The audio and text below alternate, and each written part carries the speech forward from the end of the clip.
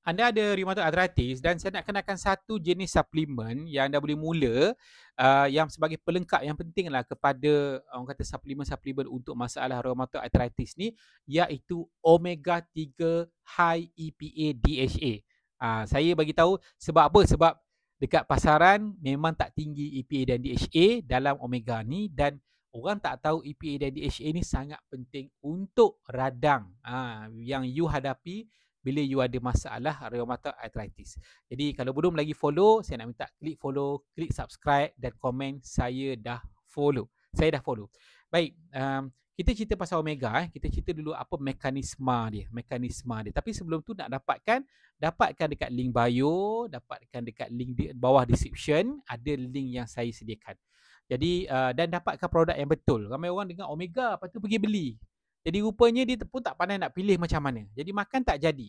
Jadi semua produk dia ada level-level tahap yang berbeza, kualiti berbeza, especially omega 3 ni banyak grade dekat pasaran.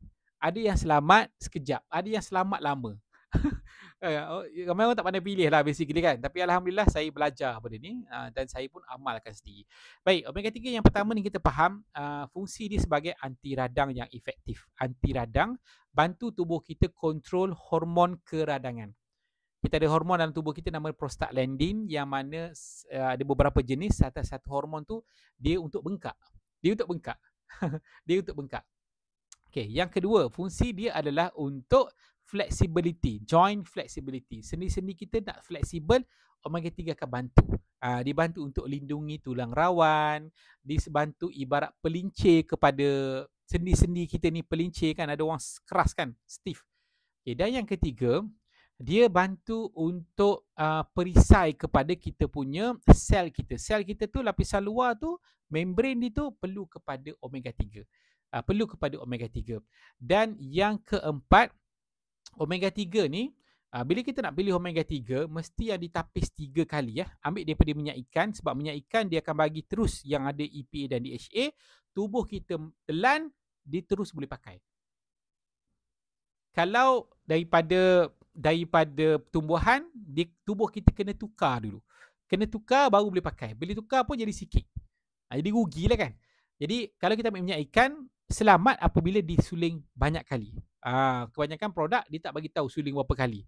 Mungkin sekali kan, sebab murah lah sekali kan. Tapi kita suling 3 kali. Suling 3 kali tidak semestinya mahal. Sebab kita supply dekat 7 negara dekat dunia. 8 negara dah dekat dunia. Jadi kos tu kita boleh turunkan lah. Dan yang penting sekali produk ni selamat. Produk selamat. Dan itu antara kelebihan dia lah. Dan kalau kita ada masalah berat badan, kolesterol, lemak, omega 3 ni dia akan bantu untuk clearkan saluran darah, bakar lemak-lemak berlebihan, turunkan kolesterol jahat, naikkan kolesterol baik. Okay, jadi nak pilih the best omega 3 untuk masalah rheumatoid arthritis sebagai suplemen tambahan selain daripada ubat yang you makan. Jadi boleh dapatkan dekat link bio ataupun dekat description. Assalamualaikum.